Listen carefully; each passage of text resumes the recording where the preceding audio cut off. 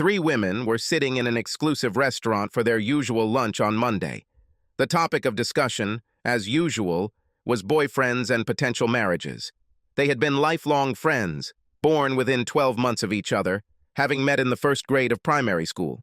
They were now 21 or 22 years old and met regularly for lunch and evening drinks. The most assertive of the group was Stephanie Connors. Red-haired with the appropriate temperament, she was very direct and spontaneous. As a rule, she knew exactly what she wanted and almost always got it. She loved parties, events, and generally being the center of attention. She followed fashion trends and constantly changed her style. Elizabeth Templeton was technically the eldest, despite being English. She had an exotic Mediterranean look, long curly black hair and deep eyes, highlighted by eyeliner and smoky eyeshadow.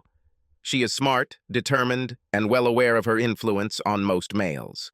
The last member of the small group of friends was Victoria Adams, a cheerful blonde whose hair was styled in waves that perfectly framed her bright green eyes and unusually beautiful face. A slightly fuller figure than her friends complemented her elegantly. They attracted the attention of everyone present, especially men.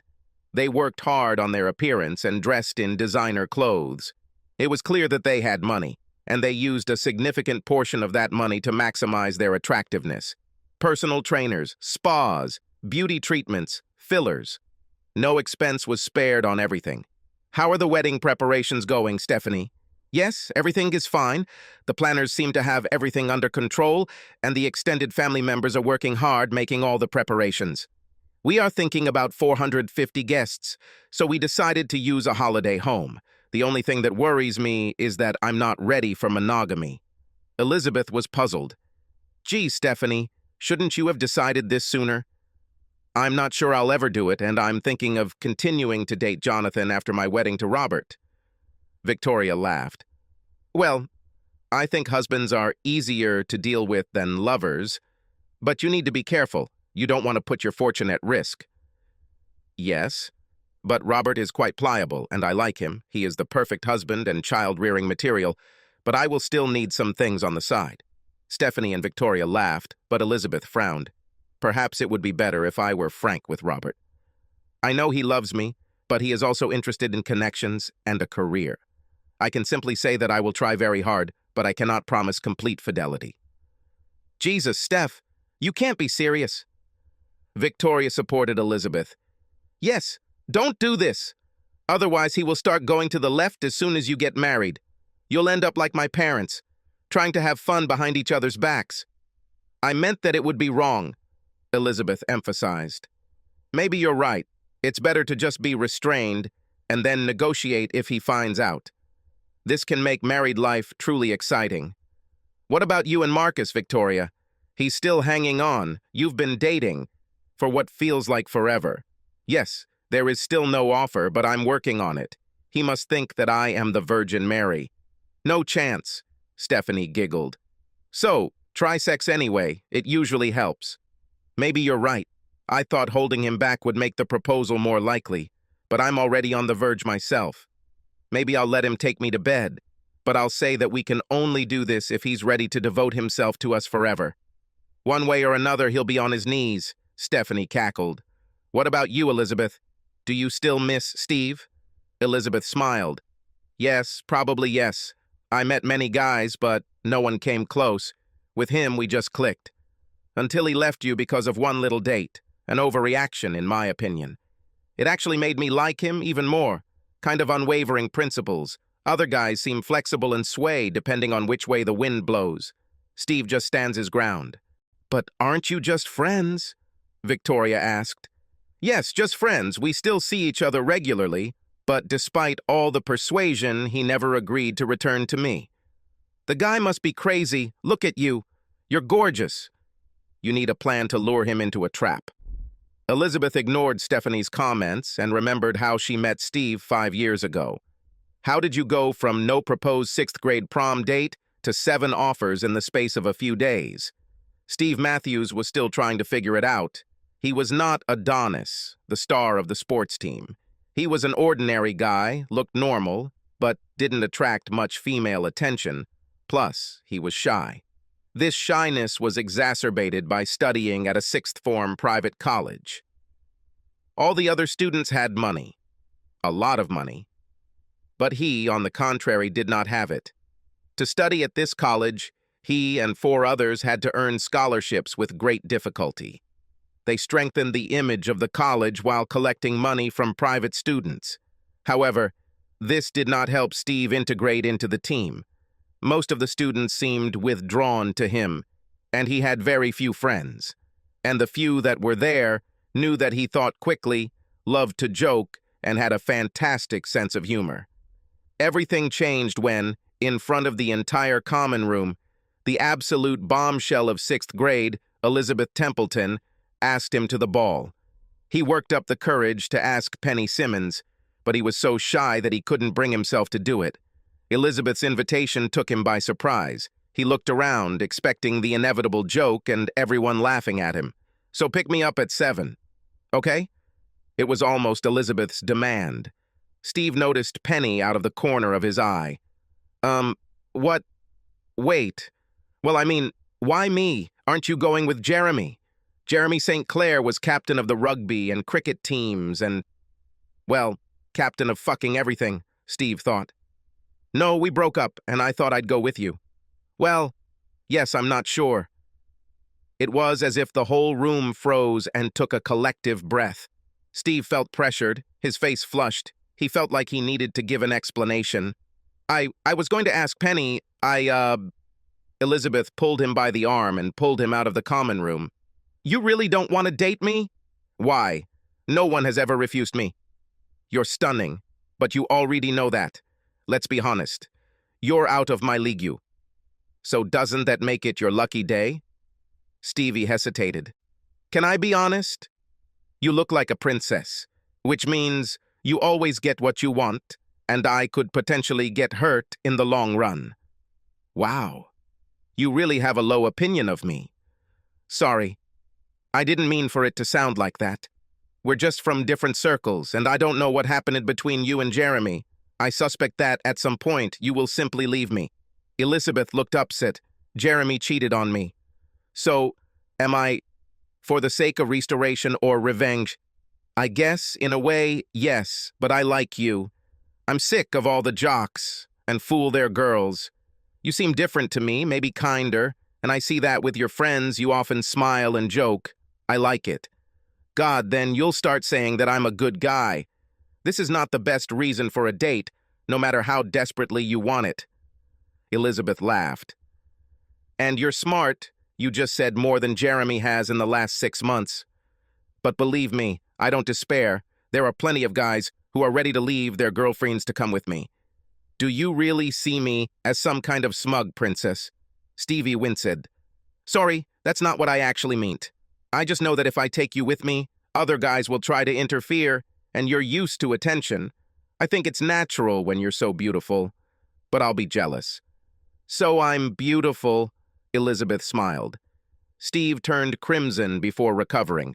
No, this whole conversation is about me trying not to say that you're an ugly ass. Elizabeth burst out laughing. You see, you are full of surprises, so does that mean I'm abandoned for Penny? Damn it. The first thing is that she knows about it. She might be horrified by the idea, and I just ruined 2 potential dates. Elizabeth smiled. Nonsense. I'll talk to her. She's a wonderful girl. You'll make a great couple. Why would you do this? Because, in fact, I just treated you terribly. True, but you are the first who has been honest with me in the last 100 years. And you know us princesses. We like to keep everything under control. Steve looked back at Elizabeth, wondering if he had misunderstood her. The few friends he had thought he was crazy, but Steve's public rejection of Elizabeth led to a series of dating proposals. Suddenly, many girls wanted to date the guy who so publicly rejected Elizabeth Templeton, wondering what his secret was. Steve did go to the ball and took Penny with him, thanks in no small part to Elizabeth's mediation. They had a great time, often chatting with Elizabeth and her companion Luke, another handsome, athletic guy. After this, Steve and Elizabeth saw each other often and became bosom friends. The story with the princess became a running joke among them. Elizabeth never tried to deny this, and on the contrary, she played along. They ended up attending the same university and sharing an apartment with 4 other friends from college. Steve switched from academics to his first love, art, and enrolled in the Faculty of Fine Arts. Elizabeth studied fashion and textiles. She constantly invited Steve on dates, but he rejected all her advances. On another drunken night, Elizabeth again approached him with a request for a date. "I don't know, Beth. We're great friends now, but you don't settle on one guy for long, and I'm the latest in a long list of eligible suitors." "Maybe I just haven't met the right guy yet." Steve laughed heartily. "I don't think any one guy can meet all your requirements. All those perfect-looking couples of yours that you dumped." Elizabeth suddenly became upset. "Yes, but after they get what they want, they treat me like a doormat. My life is not as simple as you think. We all have problems no matter what we look like on the outside." Steve was shocked. He thought they were just joking. And suddenly Elizabeth's reaction came out of nowhere. "Sorry, Beth, I didn't know you were serious. I thought we were joking again. Do you really want to date me?" They officially started dating and were having a great time, despite all his doubts and the fact that it was very early. Eventually, Steve started to think it might work. Elizabeth, of course, attracted a lot of male attention, but she skillfully deflected it. Everything was fine until they went home for the Easter holidays. Steve borrowed his father's car and drove to surprise Elizabeth, only to find that her ex-high school boyfriend Jeremy was already escorting her to the Mercedes. He followed them to a local restaurant and saw a quick kiss before they went inside. Steve was shocked. Everything he feared had come true. Steve knew that Jeremy played rugby for the local union team. As captain, no doubt. He went to practice and hung around to catch Jeremy at the end. Jeremy was surprised to see him and then shocked when Steve started asking very direct questions. "Are you dating Elizabeth again?" "What do you care about?" "Nothing. Except that I've been dating her for the last couple of months." Jeremy stopped in his tracks. "Damn, she said that you were just friends. Otherwise, I wouldn't have dated her. We only met once. I wouldn't steal someone else's girlfriend. There are plenty of other fish in the sea, and all that." The answer wasn't what Steve expected, and he quickly got the impression that Jeremy was being truthful. At that moment, Elizabeth appeared around the corner. She knew from the looks on Steve and Jeremy's faces that she was in trouble. Steve raised his head. "Just in time. I'm leaving you." Jeremy joined. "Actually, we're both leaving you." Elizabeth began to cry. Both guys walked past, ignoring her. Steve and Jeremy nodded understandingly at each other and went their separate ways. Steve was surprised by Jeremy's action. He had seen him at the gym and was always impressed by his focus and how hard he trained. For people like him, not everything was smooth. There was always someone else fighting for primacy. Steve thought he was just another arrogant asshole, but now he thought he might be a good guy. It wasn't until they returned to campus that Elizabeth was able to talk to Steve long enough to apologize. "Sorry, Steve. People constantly pester me and I reject everyone. And then I ran into Jeremy and he asked me out. I agreed before I even thought about us and didn't see it as a date. Am I just lucky that you didn't leave me first? No, I didn't intend to do that. I couldn't forget him, and I wanted to know how he was doing. I thought I'd just talk to Jeremy. We didn't say that you and I are exclusive, but we can become exclusive now, if you still want me. I promise you that I—" Steve interrupted. "Come on, Beth. It was a real date. I saw you kiss him, and of course that's what he thought. You knew we were supposed to be exclusive from the moment you asked me out. And why were you at the rugby club if not to see him again? You're still a princess, I guess, wanting to have your cakey and eat it too. Just leave me alone." I was going to tell him that we can't date anymore. Nonsense. I wasn't born yesterday. Can we still communicate? Be friends? No, you shouldn't treat your friends like crap either. Steve left. Elizabeth began to cry, reproaching herself for being an idiot. Elizabeth and Steve gradually became friends again, but he resisted all of her requests to date again. She tried to make him jealous by dating different guys, But that and everything else she tried didn't even come close to working. Stephanie rejected Robert's marriage proposal. "This is the third time I've done this, and each time with the same result. I'm sorry, Rob. I really love you, and I want to marry you, but I just can't do it. At least not yet." "Why? Are you looking for better options?" "God, no. You are an ideal candidate for a husband. It's just me. I just can't see—" "Can't see what?" "I cannot commit myself to being faithful. I really want to and will try my best. But we both know that I like to flirt, and I like guys. It wouldn't be fair to marry you. I love you too much to lie to you about this." A shock flashed through Rob's head at Stephanie's words. He knew that she was quite wild, but not as brazen. Nothing more could be said. He was shocked that this was the end of their relationship. Stephanie seemed to sense where his thoughts were going. "I can only get married if I'm honest with you and we can satisfy my needs. I love you more than anything in the world, and I am sure that we are destined to be together. I'll really try, but if I slip up, I hope you'll forgive me." "Seriously? Do you want permission to go outside?" "I'm not saying that I want to. I just can't be sure, that's all. The idea of limiting yourself to just one man forever is quite a difficult thing to commit to. It seems old-fashioned." Rob left without saying anything more. Left alone, he thought about his life without Stephanie. Being with her is intoxicating. She seemed to know everyone and was constantly in the center of what was happening. Without her, his life seemed empty. She might not go for it, and at least she's being honest. She might just accept his offer and cheat on him behind his back. He would have noticed it all if she had gone astray. 2 weeks passed. Stephanie maintained daily contact, but did not insist on anything. Rob didn't propose again, and then one day when they were walking through a local park, he said quietly, "I accept your terms. Is it true?" "Wow. I really love you, Rob. Everything will work out for the best. I am the luckiest woman in the world to have a man who cares so much about me and is strong enough to handle what I say.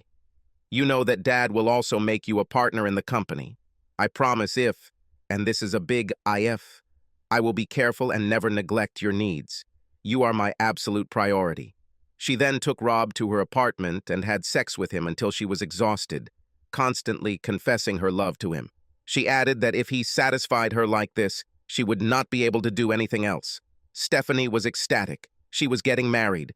She forgot to mention her existing lover and was glad that she received permission to look for more. Life was wonderful. Victoria's proposal was the polar opposite of Stephanie's. She was ecstatic when Marcus finally proposed to her. This happened a week after they had sex for the first time. It was everything she wanted, and it was so romantic. Marcus got down on one knee in front of the moonlit lake and gave her a ring with a large stone. The fact that her consent to sex was not backed by his promise of commitment was of no consequence in Victoria's eyes. She had a solo night out wearing what she thought was her sexiest designer halter neck dress. This precluded wearing a bra. For the rest of her seduction outfit, she left a thong, tight stockings, and killer shoes with 13-centimeter stiletto heels.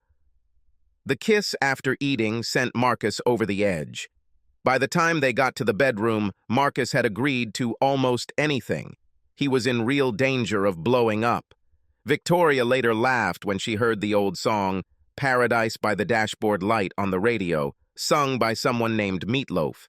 It was an almost perfect commentary on how she convinced Marcus to propose to her. He actually vowed to love her until the end of time. She didn't like the mood at the end of the song, but she was confident that she could avoid that fate. After all, she loves him and they were meant to be together. Everyone thought they were the perfect couple. They suited each other so well. Victoria even liked the way Marcus made her behave better. She was much less bitchy than she was with her friends Stephanie and Elizabeth. But even then, she could usually still manipulate, or rather convince him to come around to her way of thinking. All great ingredients for a perfect marriage. "Will you marry me?" Steve practically spilled his beer all over the pub where he was sitting with Beth.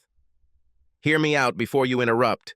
I am due to inherit a sizable trust fund from my grandfather's estate, but I cannot access the capital until I am 30 years old, or until I am married and have been married for at least 3 years. Up to this point, I can only access some percentages. The thing is, I'd like to have access to capital now and do some cool things before I settle down. Steve shook his head. Why not just wait, or better yet, marry the one you're in love with? Because this draconian rule, 30 or marriage, it's insulting, as if I need a husband to make smart decisions for me. Maybe it is necessary. Perhaps your grandfather assessed you correctly. He made this condition for a reason. Perhaps he knew that you were eccentric. Really eccentric? Well, considering my grandfather has been traveling the world and spreading seeds since he was 17 years old, he should be the last to make such agreements. I suspect my parents and lawyers talked him into it. He may have even set it up as a test to see if I could get around it. But I can. That's where you come into play. Steve thought in horror about what would happen next. So we get married and I get access to the trust fund. We are so close that no one will be surprised. I will pay you $200,000 for every year of our marriage. We will live together for 3 years so that everything looks legal, and then we will go our separate ways. Stupid idea. We will definitely be caught. Beth was unstoppable and full of enthusiasm and confidence. I can give you more if it helps. No, it's not a matter of how we convince people. That's the thing, we've been friends for ages, we know more about each other than most couples. Everyone knows that we are close. This is a natural relationship. No one will suspect anything.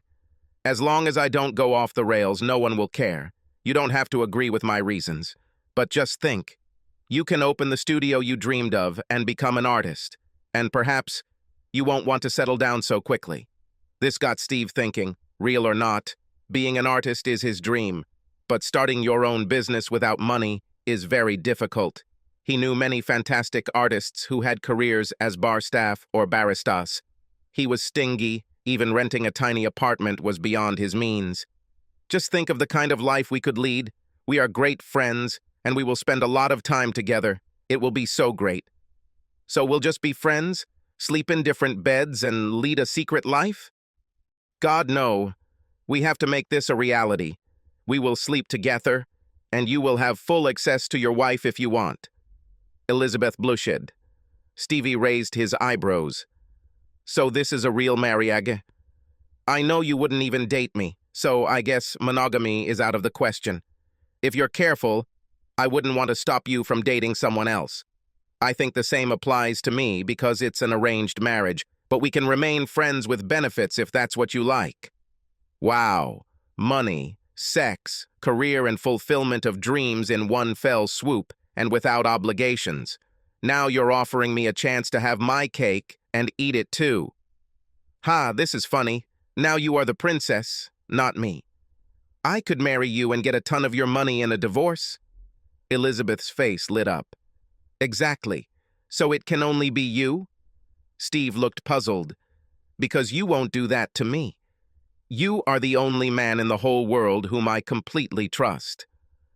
For the first couple of years, Stephanie and Rob's marriage was going well. They were happy, but their sex life was bad.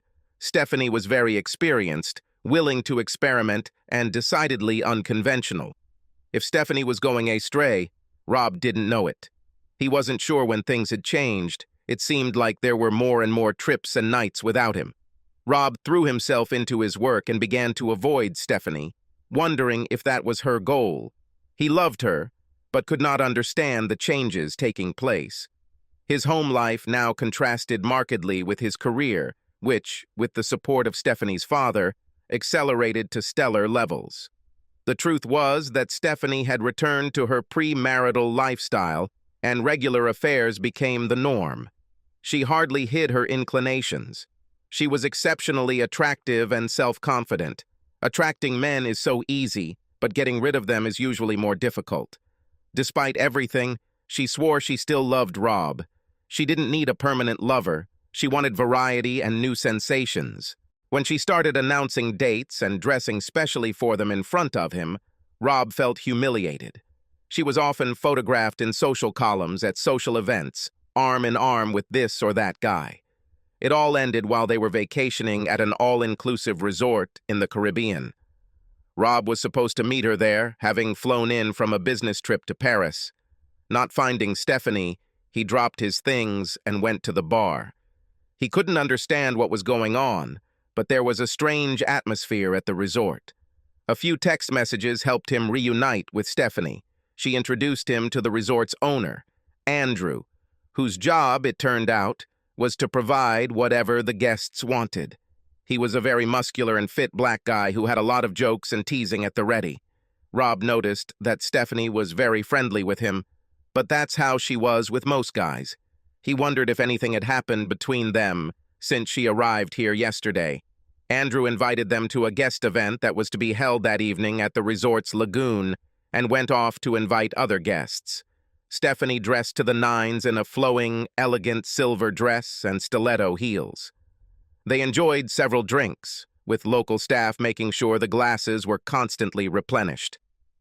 Andrew introduced them to the other guests.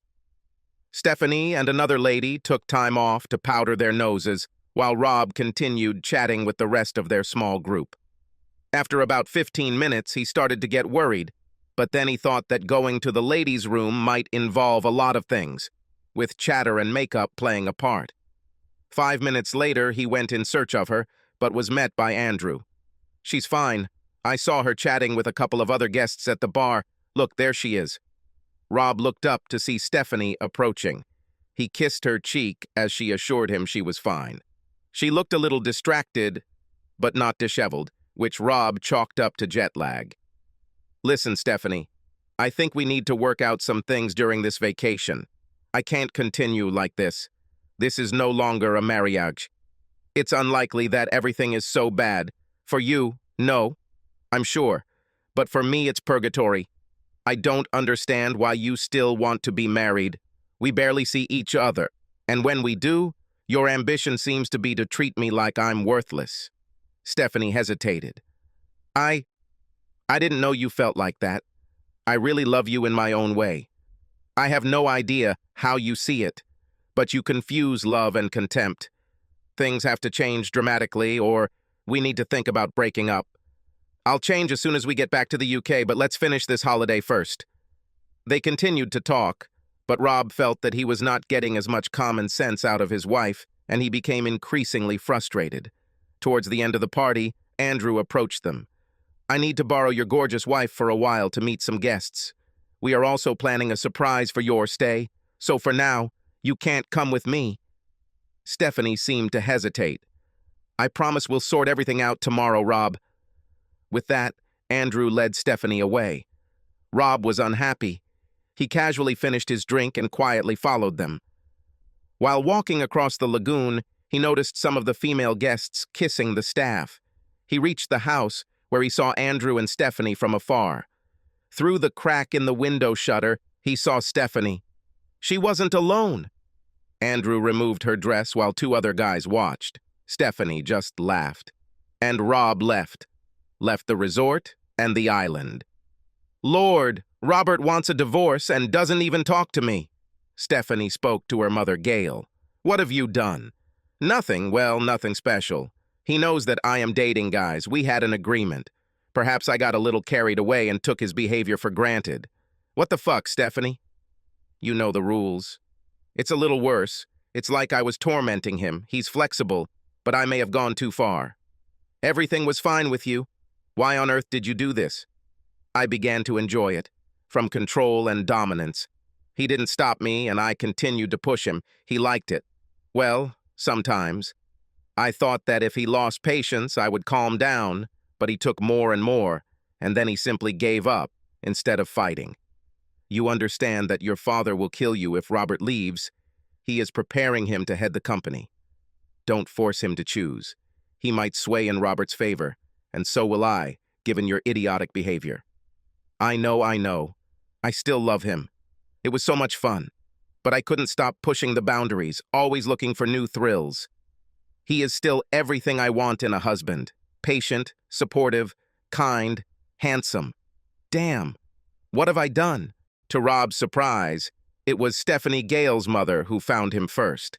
She was a mirror image of Stephanie, She looked older, but not much older. She had the same fiery red hair, but a lot more curves. Good curves at that. She looked to be about 35, but he knew she was 46. She was beautiful. There was a natural element of flirtation in her manner, and he suspected that she could easily charm most men. "Gail, what are you doing here?" "Stephanie asked me to speak with you, Robert, given my experience in these matters. She thought I could help you both." "I have nothing to help. I've had enough." "You knew this from the very beginning, Robert. Stephanie was honest about her needs, and you agreed to meet them." "Not exactly. She said that she would try, and perhaps there would be some rare offenses. She also said that she would be discreet, but in fact openly shows off her lovers at public events. She is an attractive woman. Men flirt, and it's not her fault. Her reaction is this. She likes it. It seems that she gets pleasure from it, as if from some kind of sick intoxication with power. Don't say that and don't do anything rash. You feel good together. I know that my husband has high hopes for your career. Perhaps one day you will even replace him. Not a bad incentive. Almost a bribe, one might say. It's just life, dear. We adapt and cope. I've had flings, and my marriage is still strong. Nobody knew anything, and he is one of the most successful men in city banking. There are more important considerations than sex. It doesn't have to mean the end. My advice to you is to have some fun yourself. It can help balance things out and ease your anxiety. She has already rejected this idea. Any infidelity on my part seems unacceptable to her. So she can have fun, but I can't. And I can't remember the last time we had sex. It seems very unfair. Why did she say that? Something about how I can get attached and fall in love, but she doesn't consider it a risk for herself. Well, that's a good idea. You're a romantic at heart. It's all a negotiation. It doesn't mean you can't do it. It just means we have to manage the risks. Find someone you won't run off into the sunset with. And who could it be? Rob looked closely at Gail again. You don't think about me. Oh my God. Why not? You just said that you have lovers, and you are a very attractive woman. No one will protect Stephanie's interests better than you. You are the least risky option. After all, these are negotiations. Gail smiled at the reuse of her own words. Moreover, I see a small mark on your upper thigh under your skirt, which makes me think that you are wearing stockings and suspenders. Why would you do that? Smart boy. But I wear them often. They make me feel good, FYI. The stockings are attached to an antique Gossard corset, not a girdle. Maybe your idea makes sense, Robert, if it helps keep your marriage and you in business. Gail came over and sat on Rob's lap and kissed his cheek. She was a voluptuous woman with curves in all the right places. Don't pretend you didn't think about it. Does Stephanie know what you're up to? Good God, no. I just said that I would talk to you, but I see that she is mistaken and treated you poorly. I'm not in a position to criticize her for taking lovers, but such neglect is unforgivable. I'll work with her to sort this out. She undid 3 buttons on her blouse, revealing her impressive cleavage. Gail looked delighted and snuggled into his lap. She stood up and took off her top. Then Rob heard her unzip her skirt. She stood in black, high-heeled shoes, stockings, and a corset with an open bottom that barely contained her impressive breasts. Gail curtsied a little. And what should I do as compensation for my daughter's neglect? Collapsed to the floor, Gail was breathing heavily. My daughter is an idiot. That's right. But you too. I filed for divorce today. But we just agreed. She didn't tell you about the holiday, did she? No. What's there? I'll let her tell you all the details. Suffice it to say that she has reached a whole new level of depravity and degradation, which is the reason I will never take her back, despite your best efforts, Gail. Victoria and Marcus's marriage started well. They were the epitome of the ideal couple, attractive, wealthy, and professional, with a wide social network. However, convincing Marcus turned out to be much more difficult than Victoria expected. She couldn't get her way, and, of course, she wasn't used to it. Marcus flatly refused to accept handouts from her parents, which made him even more ideal in their eyes. As a result, they had to make their way on their own without the help of her parents. This meant compromises in everything, where they lived, what she spent money on, work, holidays, everything. Victoria felt that Marcus was pushing her needs into the background. Marcus came to the conclusion that Victoria was a spoiled brat who was having trouble adapting to her new lifestyle. After marriage, she changed a lot. She became like a different person, unhappy and depressed. Nothing he did was right, he still loved her, but she was almost impossible to live with, and it was completely debilitating. When he tried to talk to her, she didn't see a problem with her attitude or behavior. She swore she loved Marcus, and everyone commented on how well they suited each other. It was only a matter of time before they had children, which they both dreamed of. Then gradually she became brighter, more like her old self. Marcus felt relieved. He didn't know what happened, but life was good again, and he was afraid of jinxing it. Victoria entered the kitchen, discreetly greeting her husband. "Can we talk?" Marcus thought that the talk would most likely be about having children. Things have gotten a lot better lately. It seemed like they were back to normal when they talked about starting a family in the past. "Of course. What is it? Isn't it time for me to worry?" he asked jokingly. Victoria didn't answer. Damn. There's no easy way to say it, but I met someone else. She stated this in such a matter-of-fact tone that Marcus had difficulty understanding what she said. "Are you having an affair?" "No, not yet, but we have become close. I'm sorry." "It doesn't look like you're sorry. And who is he?" "A client I met through work a couple of months ago. I was unhappy. We talked, got to know each other. He helped me. He is the most charming and attractive man I have ever encountered. It's hard to explain until you meet him." "So why did you tell me this and not leave me in blissful ignorance? Because I thought you had a right to know. And he invited me to go on a trip with him on his yacht." "Oh, surprise! That means he has money. No wonder you're attracted to him. Does it give you the opportunity to get back into that social life you crave?" "It's not that. I just couldn't resist Daniel. He's absolutely gorgeous and he's always on my mind. He's almost too perfect." Victoria continued, unable to hide her excitement. "His body looks like Brad Pitt in the movie Troy. He was previously a professional football player." "Thank you, now I feel completely inadequate." "You don't have to feel that way, darling. I'm still very attracted to you." "You said that he is a football player in the past tense, so how old is he?" "Over 42, probably." "Lord, they didn't even replace me with a younger model. So what, you're leaving me? You want a divorce?" "No, silly. I still love you just as much. I need time to sort out my relationship with him. I thought that when I got back, we could sit down and sort out our feelings. And I'm expected to just put up with it?" Stephanie and Elizabeth made agreements with Rob and Steve, and their marriages are both very happy. This allows them to explore everything without risking anything. From what I hear, that's not the case. I would imagine that other pampered princesses had something to do with this. Do you feel like you're missing out on something? Lord, you are just like them, a spoiled child playing with other people's lives. You think you can have everything you want, but you don't. We'll be careful, no one will know. I'm not trying to stick it in your nose. You've already done it. This was not a quick or easy decision. Marcus, I love you, but I feel like I need this. When are you going? Victoria looked at her watch. As soon as we finish the conversation, I'll change my clothes. We decided that it was better not to let the situation die down. Marcus exclaimed incredulously. Incredible! You understand that this is the end for us. Do not say that. I'll be back before you know it, and then we can have a proper talk. Victoria went upstairs to change. She was already halfway packed with a small bag. As she put on stockings for her trip with Daniel, she had the decency to look embarrassed. I can put them on for you when I get back. Try not to worry about sex. You're not a savagey.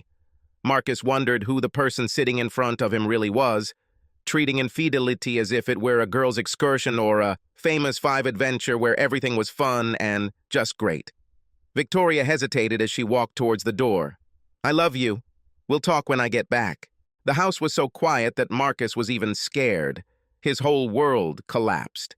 He resisted the urge to get drunk, wanting to keep his thoughts clear. He thought about leaving, but then decided that Victoria might never return, and he would have a better chance of keeping the house if he stayed in it.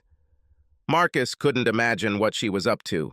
It tore his mind apart and made it difficult to sleep and rest. The gym, exercise, long walks. All this did not help. He took a day off from work, since he could not meet with anyone.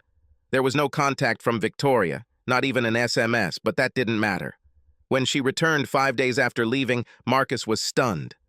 "What are you doing?" "I told you I'll be back." "So, what happened? Why didn't you go off into the sunset with your lover?" "I decided that I truly loved you. Daniel was a simple hobby, and being away from you, I realized how much I love you. I came back early to try to correct the terrible mistake I made. If you stay, then I will leave. But, you love me. Let's say, you can't leave me. The problem is that no one ever said no to you. Well, instead of no, try this. You can fuck off right now and disappear from my life. You are not the heroine of a great romantic adventure, but just another adulteress. We can go for a consultation." "No, consultation requires truthfulness and honesty, and you lack these qualities. You just wanted to have a good time and nothing more complicated. We don't need consultants to dissect this little treasure. You haven't lacked anything. You're just a greedy little rich girl." Victoria was furious. No one had ever spoken to her like that. "Okay, if you want to know the truth, I wanted more and I got it. Being with him, I was in heaven. I craved him. It was completely exciting. Time and time again, I got what I wanted." Their eyes met. Victoria covered her mouth with her hand. The realization and implications of her own words hit her. "He left you, didn't he? You would never just leave." Victoria burst into tears.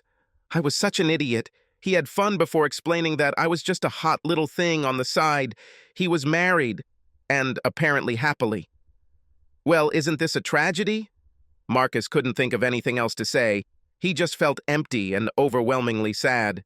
He quickly packed his bag and left before he did something he would later regret, ignoring all Victoria's requests. Elizabeth and Steve's marriage developed steadily. Everything went surprisingly smoothly, and they got used to living together. Elizabeth never questioned the trust fund and used her money freely, especially to travel with Steve as they explored the world and found a shared love for new places and people.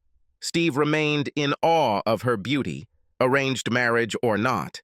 But when it came down to it, Elizabeth was gorgeous in and out of bed. Basically, he was being paid to have sex with the sexiest woman he knew. What surprised Steve was the level of love and devotion he felt from Elizabeth. She often told him that she loved him. When she said those words, there was an intensity in them that contradicted the agreement they had made.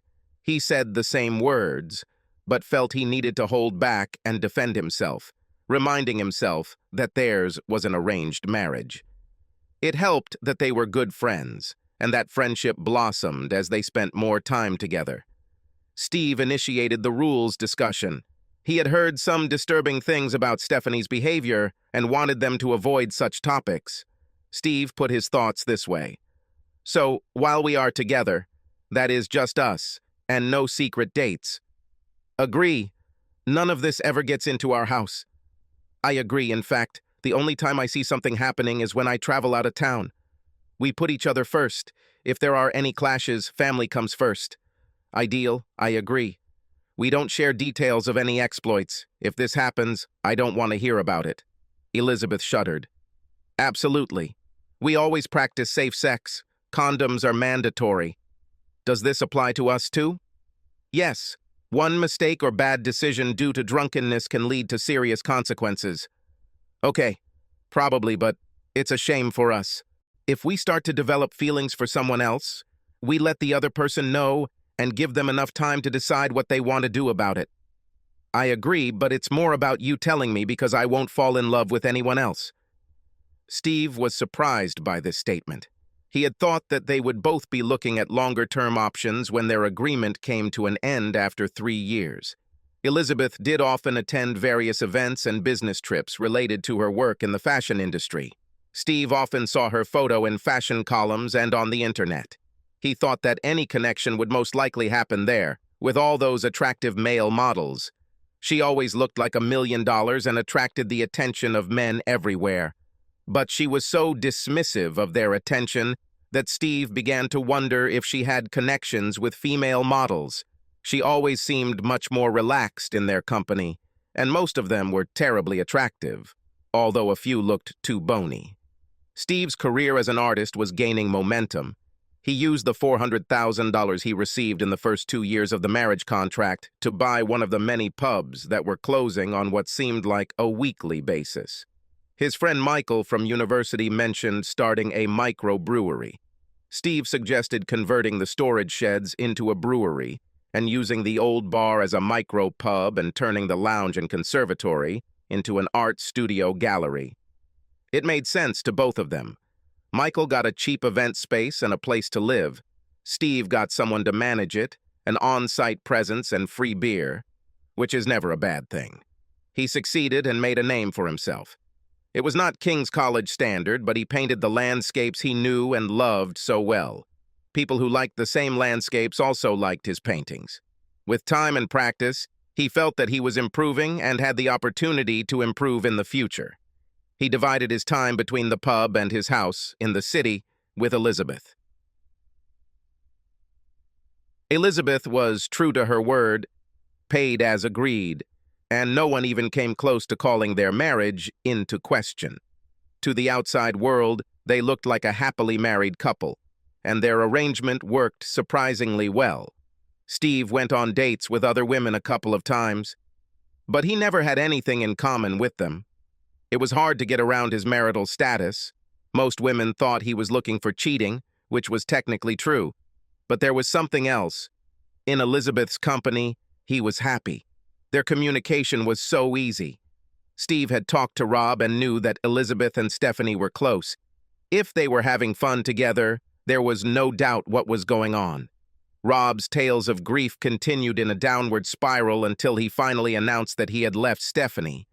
When Marcus, out of the blue, announced that Victoria was having an affair, Steve expected a similar fate for his own marriage. Steve became close friends with Rob and Marcus. He couldn't believe how callous Stephanie was, and Victoria seemed to have flown off to dreamland. In his opinion, Elizabeth's behavior was not much better, but she was open about everything. A conversation with Rob and Marcus gave him the idea that after their upcoming 3rd wedding anniversary, he should file for divorce and move on with his life. He wanted a real relationship and eventually children, and that couldn't happen with Elizabeth. He wanted to support Rob and Marcus. They were both great guys, and if they managed to get out of their marriage relatively unscathed, they had a bright future ahead of them. They could be considered prey by almost everyone except pampered princesses. However, getting a divorce was easier said than done. Wives were used to getting their way and would probably fight. They decided to stick together, Steve adding to this the dissolution of his arranged marriage before Elizabeth could beat him to it. On Monday, 3 friends were sitting in the same exclusive restaurant having a casual lunch. The topic of discussion, as usual, was their husbands. What? Do they want to see all 3 of us together? Yes, the boys must have united. They refused to talk to us until it was time to go into the room with the lawyers to sort out the divorces. A tearful Victoria wails, "But I don't want a divorce." "None of us want to," Stephanie snapped. "But even my father could not find them. They didn't spend money on their cards or use their phones. My dad is unhappy with me and said that my actions are damaging the company and costing him money." They were all present at the meeting in the boardroom of the renowned law firm, Clark, Falconer, and Hopkins. Before lead partner Randall Clark could speak, Steve shouted, 18! The noise in the room died down. "Excuse me, Mr. Matthews, what was that?" "I just counted. There are 18 lawyers in this room, and only one of them is ours, and frankly, he is our friend doing us a favor." Steve turned to look at his friend and new lawyer Dave, who gave him an optimistic, if inappropriate, thumbs up. "You seem to be worried since you came to us with such a mafia, especially since we only asked for a preliminary conversation. It makes you look weak instead of strong." "Well, we have a responsibility to represent our clients," Marcus calmly interrupted. "Try 3. Sorry. Try 3, only 3. One leading representative from each of our wives, the rest can leave. You will still outnumber us. He looked at Victoria. I just saved you a fortune in billable hours. You should be grateful. There was a lot of rioting, noise, and controversy, all from the assembly of lawyers. The three husbands and their friend Dave ignored the whole thing without saying a word, and then got up to leave. Stephanie cleared her throat. Randall Clark got the message and told the rest of his colleagues to leave, except for his senior partner, Martin Falconer. We said you can take 3. Our firm does not represent Mrs. Matthews. Steve gave Elizabeth an incredulous look. Can we have coffee and a croissant? Asked Rob. Stephanie's eyes sparkled. Stop being a jerk, Rob. You are all intelligent professional men. Stop playing like simpletons. What do you want? Oh, Stephanie, my dear wife. Divorce, obviously. We're here to find out if you 3 are going to accept it amicably or if you're going to fight in your usual delusional manner. Falconer replied, We will seek every possible legal avenue to combat what our clients perceive as excessive and punitive practices in the divorce process, rather than exploring the possibility of reconciliation. Actually, reconciliation? You have no idea how many men our wives have had sex with since we got married, Mr. Falconer. I can't comment on that, but I would encourage you to look at what's possible in the future rather than dwell on the past. Your own impressive career is at stake. Rob looked at Dave, who nodded, indicating that this was what they had intended. So this is your plan. Bury us in litigation until we run out of money and give up or walk away with nothing. We suggest a consultation as a starting point, Randall suggested. Victoria cried, I don't want a divorce, Marcus. I love you. It was a mistake. Let's see what phrase you used. Yes, exactly this one. If you want to know the truth, I wanted more, and I got it. I was in 7th heaven when I was with him. I didn't want this. It was because of my temper. I was embarrassed, so it broke out. There will be no consultation, although I would be interested in a psychological evaluation for Stephanie, Rob grumbled. Don't do this, Rob. You can't leave me or the company. I'm your wife. Don't make me laugh. You have no idea what it's like to be a wife. It was all a lie from the start, wasn't it?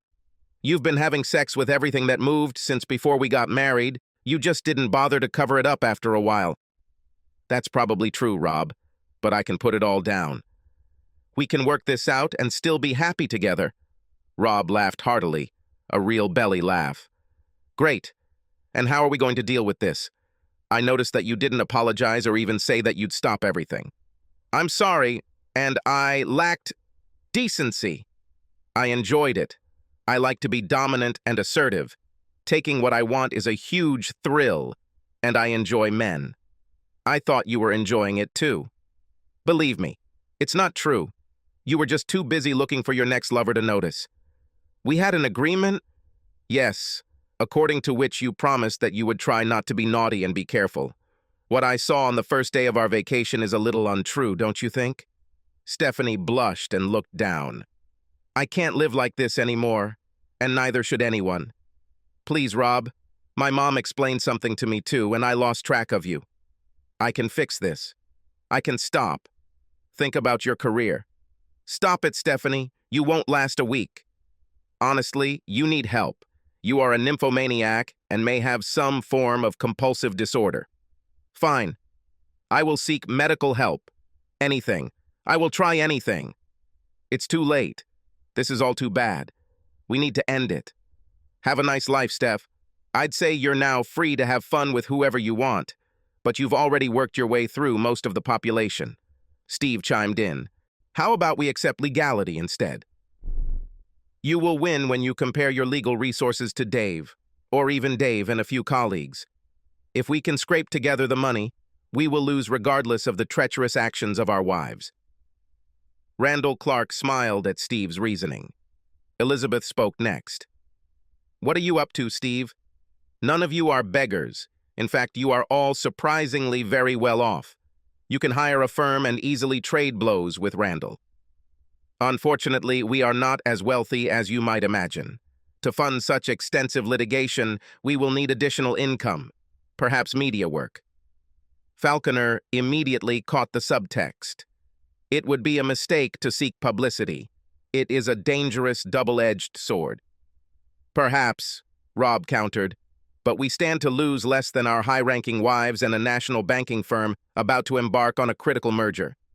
We think the Chronicles of a Pampered Princess would work well as a TV series, and maybe even a book.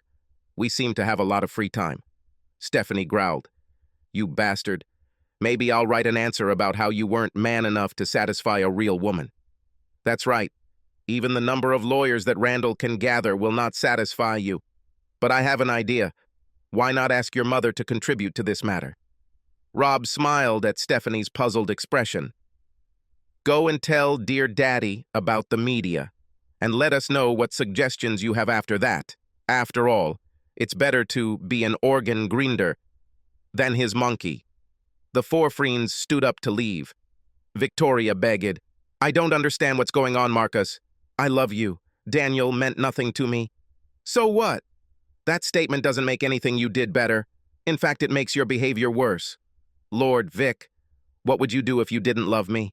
By the way, you are mistaken. You only love yourself. It's over, Vic. Victoria burst into more tears. It was becoming a habit. Steve, can I talk to you for a minute about, something legal? Steve looked at Elizabeth and assumed it would be about her trust fund and nodded in agreement. They stayed in the room when the others left, Stephanie escorting an upset Victoria to the door. Look, Elizabeth, you played fair with me. I think we don't have to participate in all this. We can do our part quietly, but I actually want to support Rob and Marcus. Your friends did a lot of bad things to them. They deserve the best. Elizabeth nodded. I think you're right. Maybe I need new friends. I understand Rob and Marcus are holed up in your studio, living off your portion of the trust fund. In general, yes, but why didn't you tell the girls or the lawyers about this? I agree with you. The guys didn't deserve what happened and deserved peace, although I heard rumors that Rob took his revenge in a rather dramatic way. Steve smiled, knowing about Rob's connection with Gail. Do you think you can access your trust fund since we did what you originally wanted? There's no trust fund, Rob. I inherited all the money when I turned 21. What the? How can this be? I made it all up. But why? Isn't it obvious? It's very simple. I wanted to marry you. I always wanted to. From the very first day we met at school. But you didn't even think about it. You couldn't trust me, and I can't blame you for that. And it worked. We were very good together. These were the best 3 years of my life. But what about all these different guys? What guys? I admit, before we got married, I was popular, but I stopped all that. I went on dates often, but only a few times with guys to keep up the pretense, and I didn't sleep with any of them. I have a list of names and contact numbers if you want to check. But I have been faithful to you since the day we agreed to get married. Stevie was stunned. This certainly couldn't be true. When was the last time you saw me on a date with a guy? Steve thought about the last photo he saw on the internet, which must have been almost a year ago. This is John Marshall. On August 18th last year, he accompanied me to the awards ceremony. We danced, had a good time, and he kissed me on the cheek when he dropped me off. Call and ask him if you don't believe me. He told me to tell you that you are a very lucky guy. Before this, in April, there was James Campbell. He is a gorgeous model and a wonderful person, and he is also gay and has a secret boyfriend named Ryan. So this is all a setup, this strange, intrusive, creepy, humiliating. I know, don't remind me. Once I started, I just kept digging into myself, lie after lie. But again, it shows how much I love you. I understand if you cannot forgive the deception, but I thought that you would achieve, at worst, an original result. And you excelled at your art, so some good things came out of it. But every time I told you that I loved and was faithful, I was serious in every word. I needed to prove it to both you and myself. Right, well, damn. Those were all the super smart words Steve could string together. I need some time. Elizabeth nodded and quickly left before the tears began to flow. Is this a boy or a still from Star Trek? This is a boy. An idiot. Our boy. Steve smiled at Beth as he looked at the monitor projecting the scan results. I think now the real fun begins. A nice, quiet life would be better, but this is not a bad gift for a 5th birthday. That's right. Although I estimate that you owe me $400,000 in the 2 years since our original contract. We agreed, but I will pay only if I can extend the contract, say, for 50 years. I think it's a fair offer. Where should I sign? Rob and Marcus were among the first to congratulate Steve. They remained great friends and met regularly at the micro pub. Their divorces were easy and with very generous compensation. Stephanie's father also insisted that Rob return to work at his firm. They wondered if Gail had something to do with this decision, or if her husband knew about their relationship, but it was better to leave this question unanswered. Stephanie led a lonely life, but it seemed that she was on the edge and out of control. There were rumors about prohibited substances and an endless search for new thrills. She repeatedly suggested that Rob have a little something on the side. She even tried to seduce his new bride, Jacqueline, but both proposals were rejected. Victoria had undergone a baby scan herself and was now a single mother to baby Sophie. She was not Marcus's child. Her lover, Daniel, fled, denying any relationship with Victoria, but her parents tracked him down and convinced him to admit the relationship and pay alimony. They also made sure to inform his wife about her husband's new offspring, a decision that ended his marriage and left him significantly poorer. Victoria now had to put other people's needs before her own, and, to everyone's surprise, she did an unusually good job of it.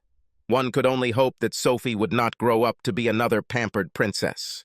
Subscribe to our channel so that your second chaff doesn't cheat on you, and go ahead and listen to the next story, because this story is nothing compared to the next one. If you're under 18, don't even think about listening to the next one. Listening to the next one. Listening to the next one. Listening to the next one. Listening to the next one. Listening to the next one. Listening to the next one.